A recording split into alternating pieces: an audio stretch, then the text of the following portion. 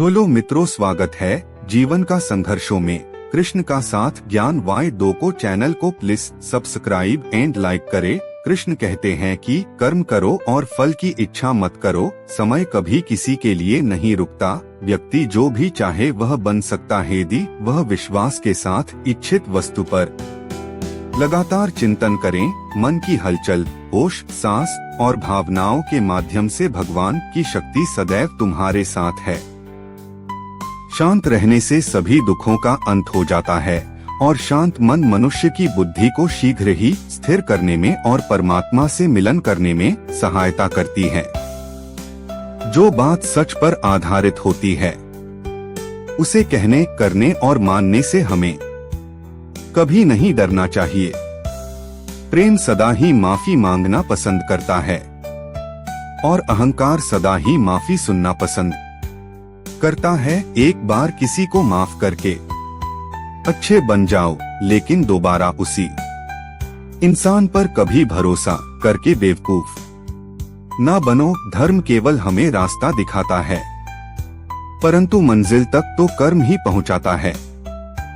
इंसान की इच्छा पूरी नहीं होती है तो उसका क्रोध बढ़ता है और उसकी इच्छा पूरी हो जाती है तो लोभ बढ़ता है। इसलिए जीवन की हर स्थिति में अपने धैर्य को बनाए रखें। जिस मनुष्य के चारों तरफ नकारात्मक ऊर्जा वाले लोग रहते हैं, उस मनुष्य का मंजिल से भटक जाना निश्चित है।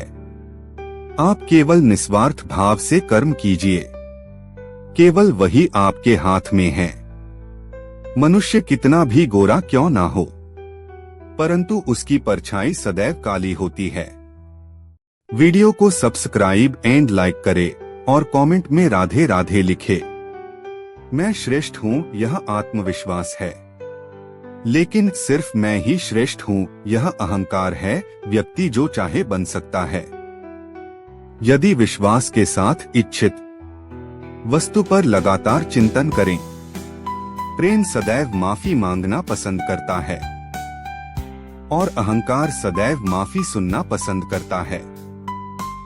जो रास्ता ईश्वर ने आपके लिए खोला है उसे कभी भी कोई बंद नहीं कर सकता। मनुष्य का जीवन केवल उसके कर्मों पर चलता है। जैसा कर्म होता है वैसा उसका जीवन होता है। एक बार माफ करके अच्छे बन जाओ, परंतु दोबारा उसी इंसान पर भरोसा करके बेवकूफ कभी न बनो। मन की गतिविधियों, होश, श्वास और भावनाओं के माध्यम से भगवान की शक्ति सदा तुम्हारे साथ है। जीवन में आधे दुख इस वजह से आते हैं क्योंकि हमने उनसे आशाएं रखी जिनसे हमें नहीं रखनी चाहिए थी।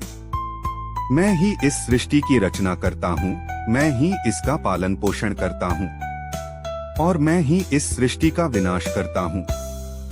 जब संसार में धर्म की हानि होगी, अधर्म की विजय, तब मैं इस पृथ्वी पर अवतार लूंगा। मुझे ऐसा कोई साधन नहीं दिखता जो मेरी इंद्रियों को सुखाने वाले इस शोक को दूर कर सके। स्वर्ग पर देवताओं के आधिपत्य की तरह इस धनधान्य संपन्न सारी पृथ्वी पर निष्कंटक राज्य प्राप्त करके भी मैं इस शोक को दूर नहीं कर सकूंगा। अपना नियत कर्म करो, क्योंकि कर्म न करने की अपेक्षा कर्म करना श्रेष्ठ है। कर्म के बिना तो शरीर निर्वाह भी नहीं हो सकता। ऐसे अनेक व्यक्ति हैं जो अपने आप को उच्च कुलीन बताते हैं तथा ऐसे बड़े बड़े व्यवसायी व्यक्ति हैं जो झूठा दिखावा करते हैं कि आध्यात्मिक जीवन में प्रगति करने के लिए उन्होंने सर्वस्व त्याग दिया है। श्री कृष्ण यह नहीं चाहते थे कि अर्जुन मिथ्याचारी बने, अपितु वे चाहते थे कि अर्जुन क्षत्रियों के लिए निर्दिष्ट धर्म का पालन करे। अर्जुन गृहस्थ था और एक सेनानायक था, अतः उसके लिए श्रेयस्कर था कि वह उसी रूप में गृहस्थ क्षत्रिय के लिए निर्दिष्ट धार्मिक कर्तव्यों का पालन करे। ऐसे कार्यों से संसारी मनुष्य का हृदय क्रमशः विमल हो जाता है और वह भौतिक कलमश से मुक्त हो जाता है।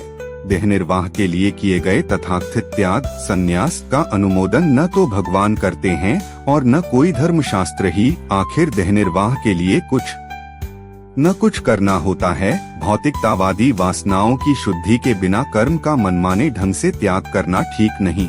इस जगत का प्रत्येक व्यक्ति निश्चय ही प्रकृति पर प्रभुत्व जताने के लिए अर्थात इंद्रिय तृप्ति के लिए मलिन प्रवृत्ति से ग्रस्त रहता है। ऐसी दूषित प्रवृत्तियों को शुद्ध करने की आवश्यकता है। नियत कर्मों द्वारा ऐसा किए बिना मनुष्य की चाहिए कि तथाकथित अध्यात्मवादी योगी बनने तथा सारा काम छोड़कर अन्यों पर जीवित रहने का प्रयास न करे। अगर आपको इसी प्रकार की वीडियो देखना है तो इस चैनल को से जुड़े रहे और कमेंट में जय श्री कृष्ण लिखे। ज्ञान वाय 2 को चैनल को प्लीज लाइक एंड सब्सक्राइब करें। यह कहानी हमें यह सिखाती है कि जीवन में मेहनत, साहस और प्रेरणा से हम किसी भी लक्ष्य को प्राप्त कर सकते हैं। अयान की यात्रा एक जादुई सफर थी जो सभी के लिए प्रेरणा बन गई और भगवान कृष्ण की इस लीला पूरे विश्व में विख्यात है। कृष्ण कहते हैं कि जीवन में कितना भी संघर्ष क्यों न हो परंतु कभी भी दुख नहीं होना चाहिए, बल्कि उसे निडर होकर सामना करना चाहिए। कहानी जादुई सफर। अध्याय 1 खोया हुआ सपना। एक छोटे से गांव में एक युवक अयान रहता था। वह हमेशा सोचता था कि जीवन में कुछ बड़ा करने का सपना देखता है, लेकिन गांव के लोग उसे कमजोर समझते थे। तुम कुछ नहीं कर सकते, ऐसा उसे अक्सर सुनने को मिलता। अध्याय 2 पुरानी किताब। एक दिन अयान ने गांव के पुराने पुस्तकालय में एक पुरानी किताब देखी जिसका शीर्षक था सपनों का जादू। किताब के पन्ने खोलते ही उसे वहां कई प्रेरणादायक उद्धरण मिले। एक उद्धरण ने उसे विशेष रूप से आकर्षित किया, जो आप सोचते हैं वही बनते हैं। अध्याय 3 साहस का निर्णय। इस उद्धरण ने अयान के मन में एक नई उमंग भर दी। उसने तय किया कि वह अपने सपनों को पूरा करने के लिए मेहनत करेगा, लेकिन उसके मन में एक सवाल था, क्या मैं सच में कुछ कर सकता हूँ? अध्याय 4 कठिनाइयाँ और प्रयास। आसपास के लोग उसकी कोशिशों का मजाक उड़ाते रहे, लेकिन अयान ने एक और उद्धरण याद किया, हर कठिनाई के पीछे एक अवसर छिपा होता है। उसने अपने भीतर की शक्ति को पहचानने का निर्णय लिया। अध्याय 5 दोस्ती का हाथ।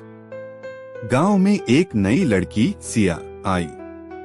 वह भी अपने सपनों की खोज में थी। अयान और सिया ने मिलकर एक दूसरे को प्रेरित करने का निश्चय किया।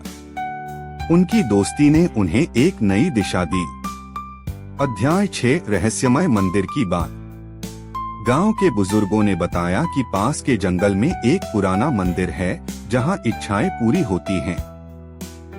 अयान और सिया ने तय किया कि वे वहां जाएंगे। अध्याय 7 यात्रा का आरंभ। मंदिर की यात्रा में अयान और सिया ने कई बाधाओं का सामना किया। रास्ते में कठिनाइयों ने उन्हें और मजबूत बना दिया। अंततः वे मंदिर पहुँचे और वहाँ की शांति ने उन्हें एक नई ऊर्जा दी। अध्याय 8 इच्छाओं का जादू। मंदिर में अयान ने अपनी आंखें बंद की और अपनी इच्छाएं मांगी।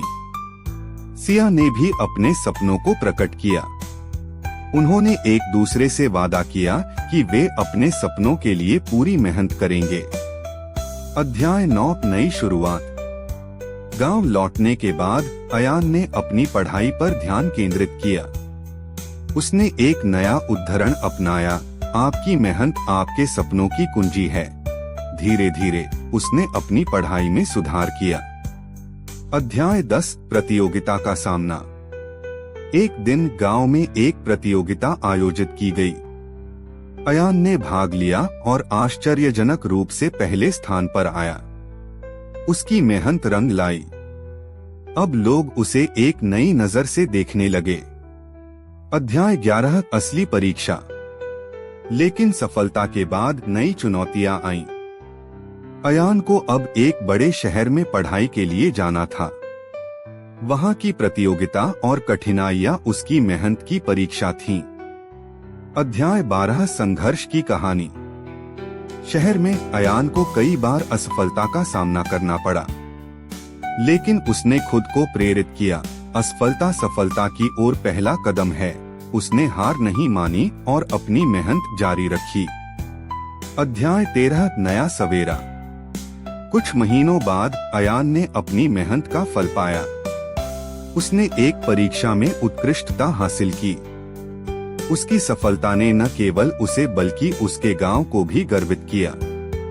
अध्याय 14 प्रेरणा का स्रोत। अयान ने अपनी कहानी गांव के बच्चों के साथ साझा की।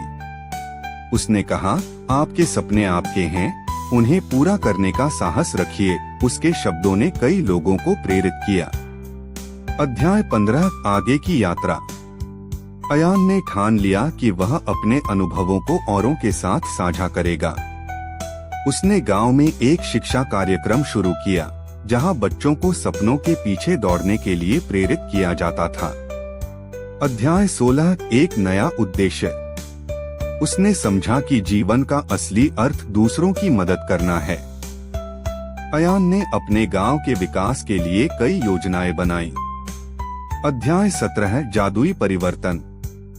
अयान की मेहनत ने गांव में सकारात्मक परिवर्तन लाए। गांव के युवा अब उसके जैसे सपनों के पीछे दौड़ने लगे। अध्याय 18 सफलता की सीढ़ी। अयान ने सीखा कि सपनों की राह में संघर्ष आवश्यक है। उसने कभी हार नहीं मानी और उसकी सफलता की कहानी अब गांव में प्रेरणा बन गई। अध्याय 19 जीवन का जादू। अयान ने महसूस किया कि जीवन में हर क्षण एक सीख है। उसने कहा, जो आप सोचते हैं वही बनते हैं। यह उसके जीवन का मंत्र बन गया। अध्याय 20 अनंत संभावनाएं। आखिरकार अयान ने अपने सपनों को साकार किया। उसने साबित कर दिया कि अगर आप सच्चे दिल से मेहनत करें तो कोई भी सपना पूरा किया जा सकता है। समापन। इस कहानी में जीवन से जुड़े कई प्रेरणादायक उदाहरण शामिल हैं, जो आपके मन में उत्साह और साहस भर देंगे। अगर आप और विस्तार चाहते हैं तो मैं और भी अध्याय जोड़ सकता हूँ। मेरी मेहनत कैसी लगी कमेंट में लिखें। धन्यवाद।